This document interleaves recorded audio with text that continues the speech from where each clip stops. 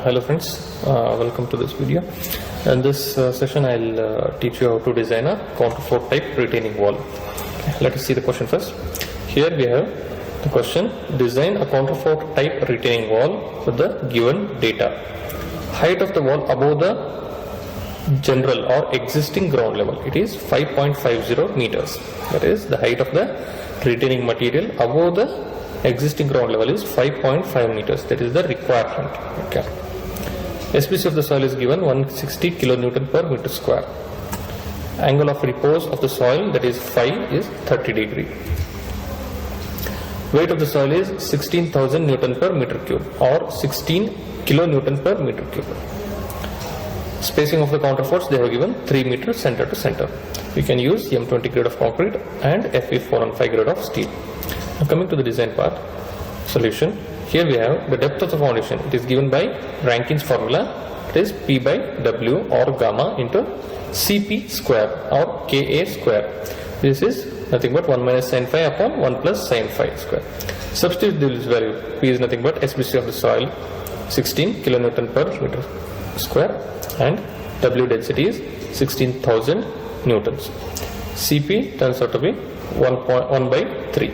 So depth of the foundation required is 1.11 meter. So what we will do, we will provide minimum of 1.2 meters. Now overall height of the structure, we'll call it, name it as capital H. It is the height of the structure above the ground, above the existing ground, that is 5.5, plus below the ground level we have provided 1.2. Total structure heights turns out to be 6.70 meters. Now coming to the thickness of the base slab.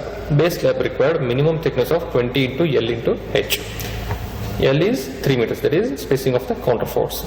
H, capital H, is 6.7 meters. It turns out to be 402 millimeter. We will round it off to 400 millimeter. Now height of the upright slab or the stem or vertical wall, it is denoted by small h, that is total height of the structure minus thickness of the base slab, 400 millimeter. It turns out to be 6.30 meters. And now the width of the base slab, it may be taken from 0.6 to 0.7 times of the height of overall height of the structure. So it is 4.02 to 4.69 meters. We will take an intermediate value of 4.50 meter. Toe projection, this may be taken as minimum 1 meter or 1/4 of the base width. Base width is 4.5 meter. 1/4 of it is 1.125 meter. Okay, we will take it as minimum 1 meter. Now lateral earth pressure at the bottom of the upright slab, P denoted by small p, is given by Cp into W into H. Cp we have calculated 1 by 3. W is 16,000 density of soil. H is 6.3 meters. We will take it as only small h, not capital H. It turns out to be 33,600 Newton per meter square. Now consider only the bottom 1 meter deep of the 1 meter deep strip of the upright slab. So we will calculate. We will consider this 1 meter height of the vertical wall, okay, for calculation of the bending moment. See how this vertical wall behaves. In the cantilever type retaining wall, it behaves as a cantilever. Now here we have something to support it. This is nothing but just like a support. It supports this wall, vertical cantilever wall, at every 3 meter interval, center to center. So what happens? This wall now behaves as a simply supported or as a continuous beam supported at intervals of 3 meters each. Okay, so this behaves like a continuous slab, one way continuous slab. So what will be the moment of maximum moment in a continuous slab or beam when it is subjected to UDL? It is WL square by 12.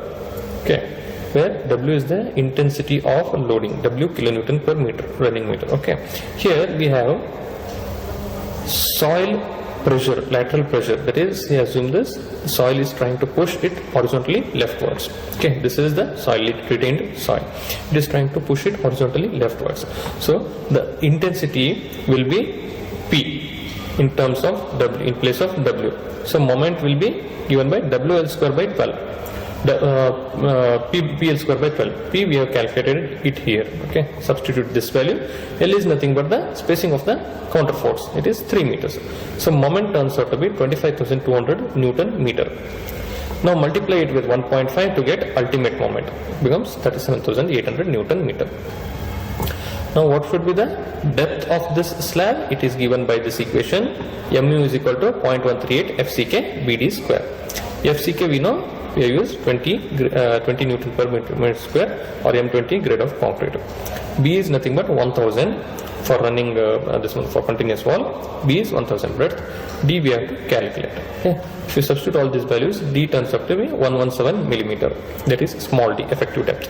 If you add effective cover, it turns out to be 157 millimeter overall thickness of the wall. Since this 157 is very small, we will provide a nominal of 200 millimeter thick wall. That is capital D is 200 millimeter.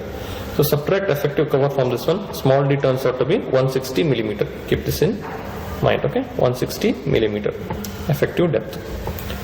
You can see the cross-sectional view of this counterfort retaining wall before reinforcement detailing. Okay, only the details, only the dimensions rather. Capital H is 6.7 meters, small h is 6.3 meters. And here we have counterfort. The counterfort width is 0.4 meters. We have taken. In that, 0.2 is embedded inside the vertical wall, and 0.2 is projecting outwards at the top. At the bottom, the width of the counterfort will be the width of the toe slab plus the width of the or thickness of the vertical wall. So it is the heel slab will be 3.3 meters plus 0.2 meters thick wall. It turns out to be 3.5 meters. Okay, keep this in mind. Remember this one. Okay, next, stability calculation. We had done this earlier in the cantilever type retaining wall. Here also the same thing. We calculate what are all the loads coming on the soil. That is W1. That is the vertical wall. The width is 200 millimeter. Height is 6.3 meters. Density of the RCC is 25 kilonewton per meter cube. Total load turns out to be 31,500 newtons vertical downwards. And the distance of this CG from point A, that is the extreme right of the heel slab or base slab, that is we have denoted it as small a. The distance is 3.4 meters. If you want moment, what you will do? Force into distance. It turns out to be 107100 Newton meter. Okay. Now what is W2? W2 is nothing but the base slab. Width is 4.5, thickness is 0.4, 25 is the density of the soil or RCC. Vertical downward force is 45,000 newtons. And the distance of this is half of the base width. 4.5 by 2 is 2.25. Multiply this two, you will get moment 101250. The same way, WB, weight of the backfill. The width is 3.3, height is 6.3, density of soil is 16,000 Newton per meter cube. Magnitude is 33, 26, 40 Newton downwards, and the distance from A is 3.3 by 2, 1.65. Okay. Now, the next part is lateral pressure. That is, retained soil is exerting some lateral pressure also, horizontal. Okay, it is given by Cp into WH cube by 6. Cp is 1 by 3, W is 16,000 Newton per meter cube, H is overall height, that is 6.7 upon 6. So the moment about A is given by 267,345 Newton meter. If you add all these things, it turns out to be 102,451. Okay, this is the moment, Newton meter. Now if you want to find out the position of resultant from point A, what you will do? You will divide moment by force. Okay, if you want the distance. So distance of, that is, I will denote it with Z, distance of resultant from the toe end or the heel end A is turns out to be 2.50 meter.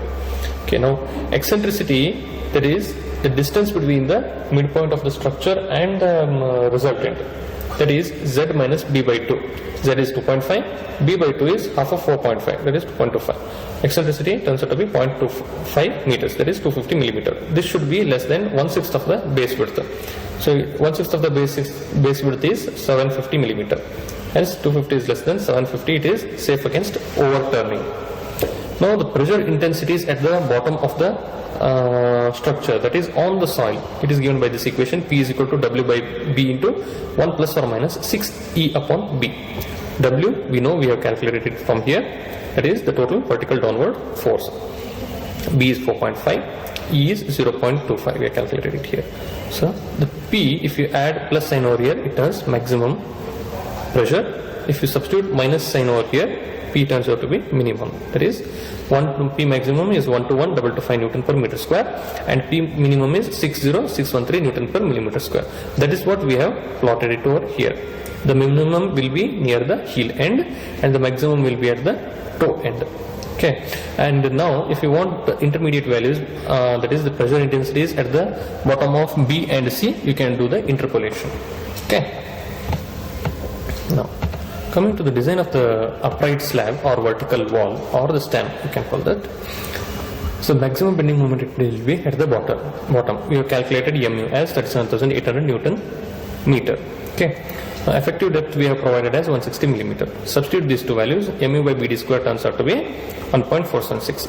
Substitute this value in PT equation, PT turns out to be 0.451%. Substitute this PT in AST equation, so AST turns out to be 721.6 millimeter square. Now if you are using 12 mm die bar, the spacing required is 156 millimeter. We will provide 150 mm center to center. Now what is the distribution steel required? It is 0.12% of the gross cross-sectional area. So calculate 0.12 per 100 into breadth is 1000, depth is 200, that is overall depth. Okay. So AST is 240 millimeter square. If you are using 8 mm dia bar, the spacing required is 208 millimeter. So you can reduce it to 200 or 150 millimeter spacing for one side. If you are providing distribution bar on both faces of the stem, then you can double the spacing. Okay, so provide 8 mm dia bars at 300 mm center to center near each face. Okay. Now design of the toe slab. Again we will draw this table, that is load acting downwards and the distance of that from the point C here. You have to calculate it from C, not from A. Keep this in mind.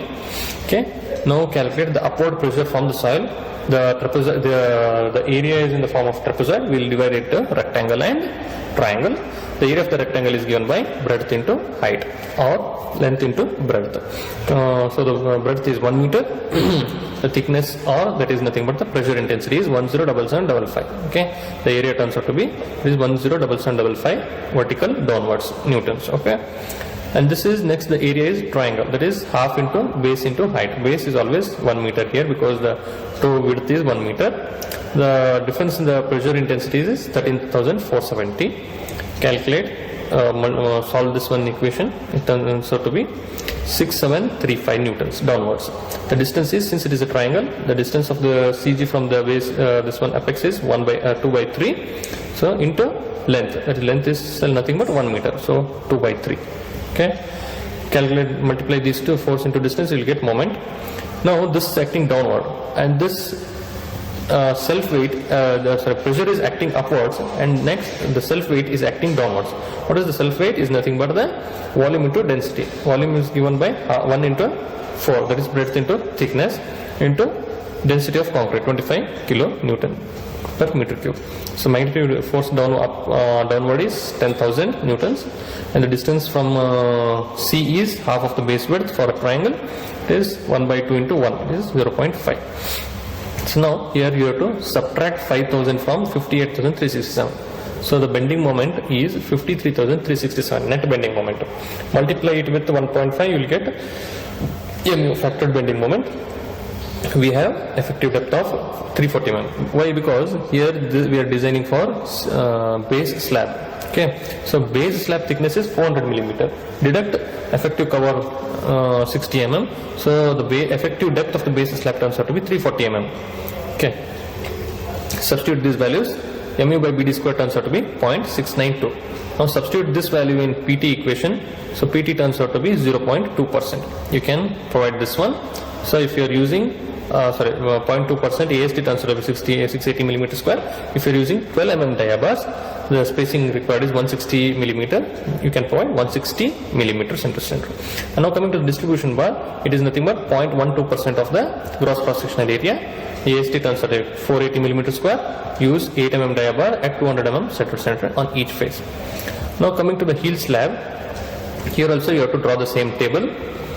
The weight of the soil coming downwards, dead load of the strip, that is RCC heel slab, that is also coming downwards, and deduct upward pressure from the soil. Okay, so the net downward force turns out to be 50,187 Newton per meter square for 1 meter wide strip. Okay, you can now see here. Earlier in the cantilever type retaining wall, the base slab, that is the heel slab, and the vertical wall was designed as a cantilever slabs. Now you have to design cantilever vertical wall, that is the stem, and the heel slab both as a continuous slabs. So for calculating the continuous slab, moment is given by WL square by 12. W is nothing but this vertical force downwards. Okay, so substitute this value over here. L is nothing but the spacing of the counterforts. M turns out to be 37,640 Newton meter. To calculate, to get mu, multiply it with 1.5, you got 56,460 Newton meter. Effective depth is 340 millimeter, same here. So mu by BD square turns out to be 0.488. Substitute this in equation for PT. PT turns out to be 0.14%. You have to use this one itself, not 0.2%. EST turns out to be around 680 or 600 millimeter. You can use 12 mm dia bars or 10 mm dia bars. You can calculate the spacing accordingly. Now coming to the design of the counterfort, see, counterfort main reinforcement bars are this inclined bars coming at the end of the counterfort. Okay, these are the main reinforcement part, and these vertical and horizontal are the supporting or distribution bars. This is the minimum reinforcement required, but this is the main reinforcement that will take the maximum load. So the width of the counterfort top, at the top I told you it is 0.4 meter, and at the width of the, and at the bottom it is 6.5 meter. But here, while calculating the angle beta, okay, I'll tell you later. See now, thickness of the counterfort they have taken it as 0.4 meter itself. Why? Because this is also the thickness of the base slab. You can take it as 0.4 meter. Now load, total lateral pressure transferred to one counterfort, how much it will be? It will be given by Cp into, this is into sign, WH square into L upon 2. Cp we have calculated is 1 by 3. W is 16,000 Newton per meter cube. H is 6.3. So the total lateral pressure turns out to be 317,520 Newton.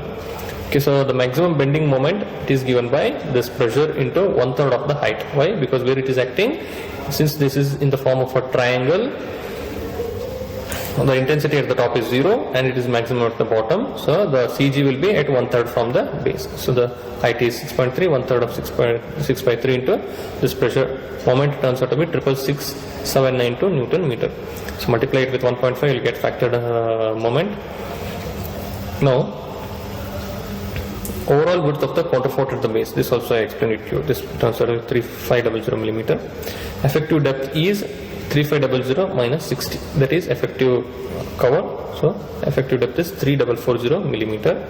Let the inclination of the reinforcement of the vertical be beta, that is the angle at the top. Okay, this is beta. How to calculate this one? Simple, from a triangle, right angle triangle. This is vertical, this is horizontal, that is this angle we want beta, that is given by tan beta is equal to opposite upon adjacent. So opposite is 3.3 meters or 3.1 meter rather, because it is 3.3 minus this 200 millimeter at the top. So we will consider this triangle. Okay, we will consider this triangle. So this is 3.3 minus this 200 millimeter, that is 3.1 meter. Opposite and adjacent is 6.3 meters. So beta turns out to be 26 degree 12 minutes. Cos beta you can calculate. So mu by BD square, here you will calculate not only mu by BD square but mu by BD square cos square beta, because this is inclined, so this will not take the entire load if it is not along the axis. So if the load was along the axis, it would have taken the entire load. So here you have to calculate mu by BD square cos square beta. This turns out to be 0.262. Now substitute this in the equation for PT. PT turns out to be 0.074. So this is very minimum. You have to provide 0.12% of the gross cross-sectional area. Here also for cross-sectional area you have to calculate thickness length as length into cos beta, that is 3440 into cos beta. Keep this in mind. Breadth is not 1000 because here the breadth is only 400 mm. Okay, so calculate AST, it turns out to be 2469 millimeter square or so, and you can provide number of 18 mm dia bars, 10 numbers. Okay, here they used 18 mm dia bars. You can use 16 or 20 mm dia bars, and you will get the number of bars accordingly. Here you do not calculate the spacing because this is designed as a just like beam. It is only 400 millimeter thick. Okay, not more than 1000 millimeter. So you calculate it. Calculate the number of bars. Okay, just like your beam. Okay. Now this is the curtailment. Curtailment is, that is at what height you will curtail. See what happens, we have to give maximum reinforcement at the bottom, and as you go to the top the reinforcement reduces. How much you can reduce? Half of it you can reduce. See here we have 10 bars. So if you reduce half, the remaining will be 5 bars. So we have denoted it as AST dash. AST dash is 5. AST is 10. So 5 upon 10 is 1 by 5. So this should be equal to y square upon h square. What is y? Y is the distance at which you can curtail the bars. H is the total height. So here only y is unknown. It turns out to be 4.45 meters.